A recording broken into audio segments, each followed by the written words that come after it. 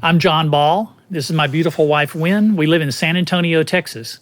And in 2015, I took a 2,683-mile walk across the United States, beginning in San Diego, California, and I finished my walk in Daytona Beach, Florida.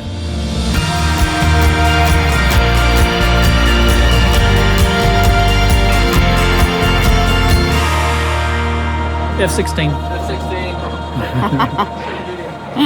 His buddy's out there somewhere, probably.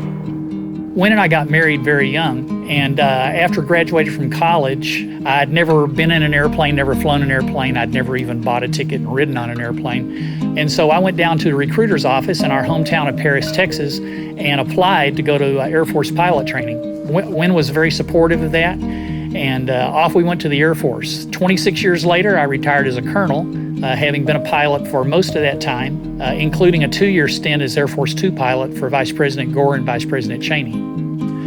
Throughout my Air Force career, I'd always been an avid exerciser. I'd go out jogging 6, 8, 10 miles a day. But towards the end of my career, I was approaching 50 years old. My knees started hurting pretty bad. Went to the doctor. The doctor said, you really need to lay off the running for a while. So I started walking. The very next day, I started walking for exercise, and I never stopped walking. So I was just honestly out walking one day, and it just crossed my mind. I wonder what it would be like to walk a long distance. Specifically, I immediately came to my mind, what would it be like to walk all the way across the country? After I retired from the Air Force, I went to work here in San Antonio with a government contractor. And at that point, Wynn and I were able to live off of my Air Force pension, but we wanted to build our retirement home here in San Antonio. With the exception of the savings that we did, we put everything else towards paying off our retirement home.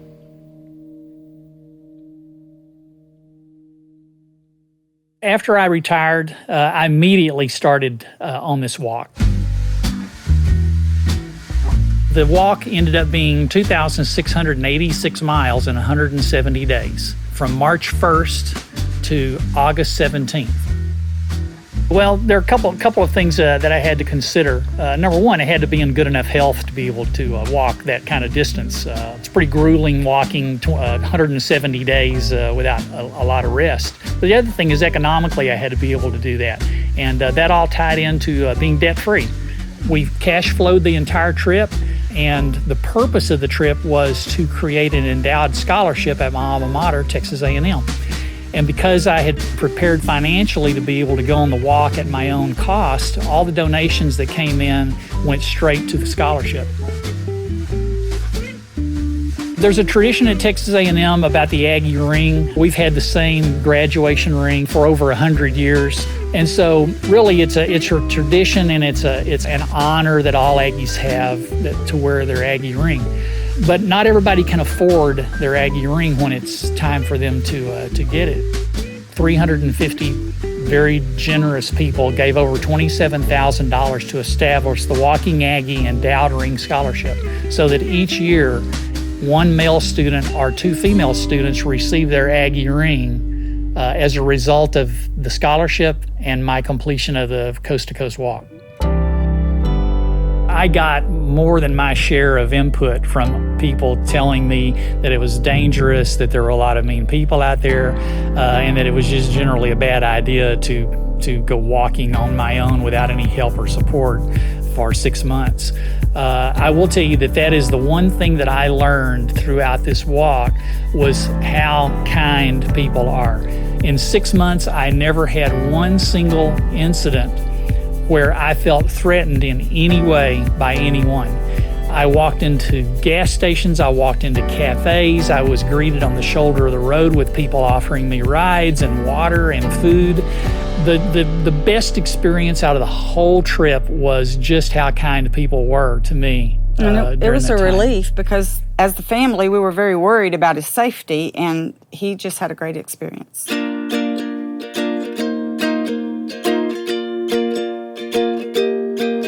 I had a very detailed plan for the walk. I knew where I was supposed to be every day. With that in mind, we booked a Disney cruise that left the afternoon of August the 17th. So I knew before I ever started on March 1st in San Diego that I had to be in Daytona Beach, Florida on August 17th, or that cruise ship was going to leave without us. The whole family flew out to San Diego to see him off, and it was really kind of sad because we were all together and about to go to Disneyland, and here he was all by himself going to walk away. But anyway, we could talk every day. Just very seldom did we not speak every day. So we kind of kept up with him and knew that he was okay, and it just all worked out good. And then we all went, including my mom on the other end, and took a Disney cruise. So he better finish on time. We were debt-free. We were millionaires by then, and that just freed us up to be able to really go out and live life the way we had planned for a long time. You know, we go to Europe and tool around Europe with our backpacks for weeks at a time. We have a gull-wing motorcycle with a little trailer we pull right behind it. We just got back from a trip to Canada.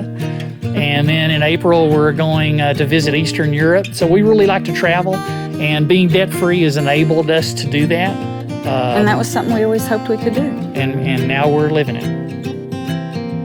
Being debt-free, before I started this walk, it really enabled me to be able to pull this off.